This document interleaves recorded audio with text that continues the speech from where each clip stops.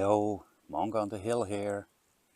I got me a log splitter because on the Bulgarian homestead you're heating with wood. Every year you have to deal with piles of new logs. They come in 1 meter pieces. You have to cut them up and then of course chopping them. I'm doing that with that pretty thing here, and I have to say I'm loving it. For the tools you'll see here, I'll put your links in the description so you can check them out there. It's a very good axe, and I usually can split the most logs with it with ease, but then there are always the unsplittable ones, like that one. Believe me, I tried it from both sides multiple times, but stuff like that makes it just unsplittable. It's one thing if you only need 1 or 2 bangs to split a log, but when you're hammering 10 times or more on a single log, it's just exhausting. So let's see what you get when you buy a log splitter and how well it's working. And if you watch this video till the end, you'll get long-term test results and some thoughts I have about the whole machine and working with it, because yeah, I was busy. I split half of the wood that I need for the winter within the last 3 days. So it's the Hecht 670 German brand, get the power of 7 tons. And one thing I can tell you up front, if you get one, better have a plan, because it's super heavy. I have to admit, the lady from the delivery office had to help me get it into the car. Now I have to figure out how I get it out by myself. Kitty, it's going to be dangerous here. Dangerous.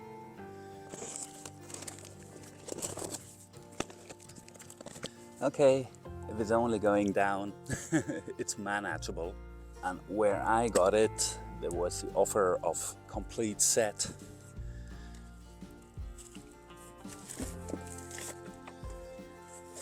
There's also hydraulic oil with it, plus an additional blade. Cuts the log in 4. You can put it on, take it off. Here's the oil and the additional splitter that splits it in 4. The screw to put it on.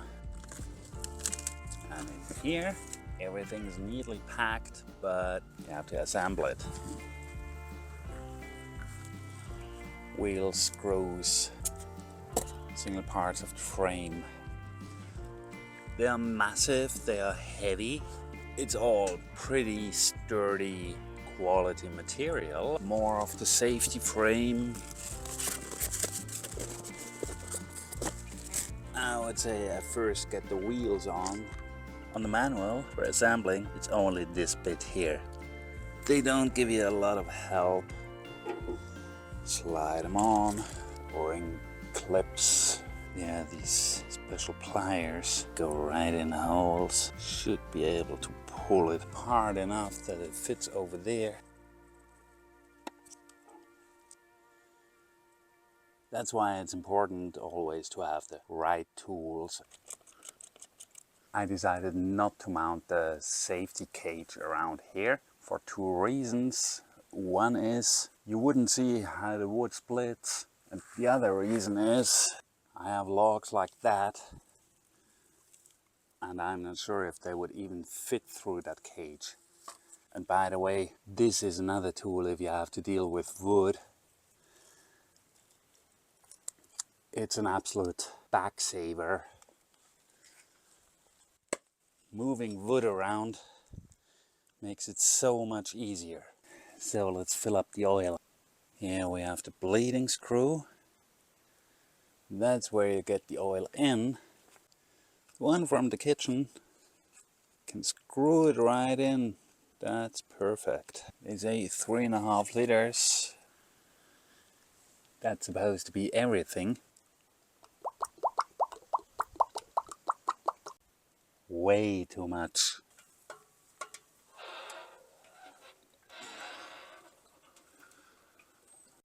Okay, it's time for a test drive with that thing. And there's one important thing I just found out by asking a friend. The bleeding screw here, that needs to be open. because there's air building up, and air pressure is not what you want to have in that thing. So if it's moving back and forth, there's air coming out, still with some bubbles and drops of oil.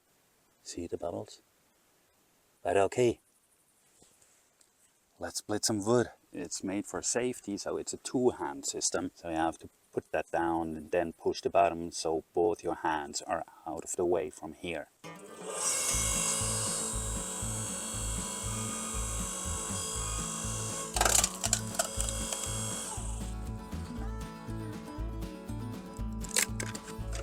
This bad boy, the unsplittable one,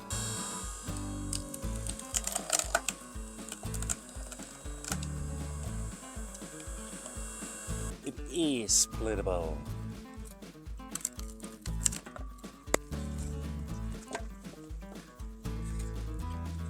You know what? Let's try out the additional splitter.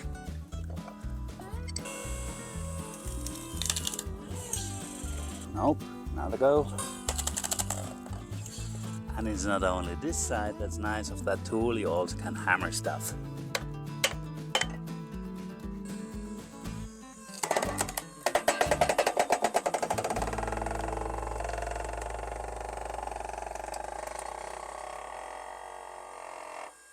So my opinion about the 4-blade splitter is nope, not worth it, because you only get pieces of wood out of it of that size, so that's not really worth the effort or the price. My overall impression, I like it. It might save my back quite a bit in the future, especially getting older, who won't make wood splitting any easier. The whole machine makes a high quality impression. Was a bit disappointed about the unclear hydraulic oil situation, and the 4-blade splitter, I would say that's good for nothing. But the whole thing, yeah, good. I like it. I will use it many times, hopefully many years. I'll try to find this exact model on Amazon for you. If you want to support me, use the general Amazon link that I'll give you to do your usual shopping, and you'll support me tiny little bit. Thank you for that. After working with this machine for 3 days straight, I learned some things about it, and here are some thoughts. First off, if you find the set with a cross splitter here and with the oil, don't get it. And the other thing about the oil is, that was a huge problem. They said in the description that the thing is empty, it doesn't have any oil in, and you first have to fill it up. This is my very first hydraulic tool, and I have no idea about hydraulics. So I put in what they said in the description. What happened was, I started splitting, and pretty soon it stopped splitting. It only did the following.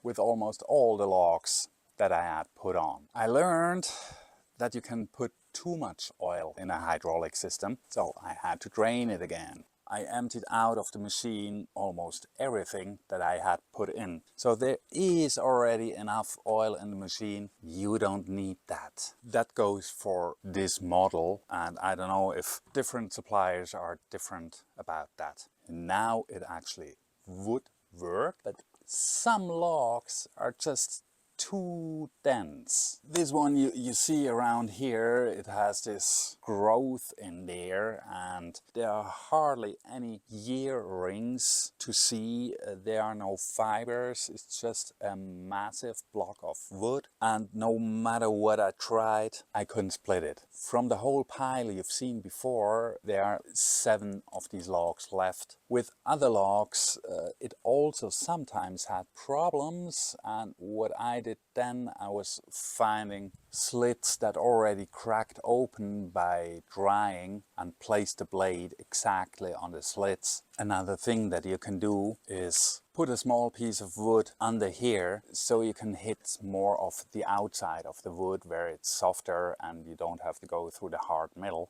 And then again,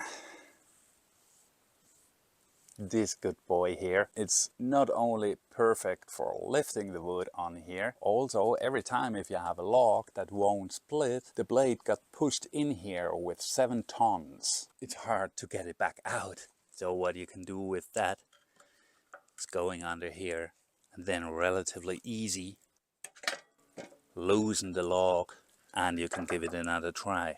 I had a whole bunch of dry beech wood, and of what I know it's supposed to be a relatively soft wood, and if you have softer wood it's harder to split when it dries. Harder wood on the other side is easier to split when it's dry. That might have been a problem as well. I will get a delivery of fresh beech wood and I'll see how that goes, if it's better or not. Another thing you can try if it's not splitting on the first trial, to go like on the outside somewhere and try to get slices by slices off so that you can loosen the whole tension that's in the wood. But all in all, I am happy I am having this machine. It would have taken me much longer to do this all by hand. And again, I'll leave you Amazon links in the description for sure for that one. Hopefully I'll find the exact same model of the wood splitter. I hope the whole video gave you some good ideas about wood splitters and how to work with it. I hope you liked it. Show it by a like and leave a subscribe. And see you in the next one.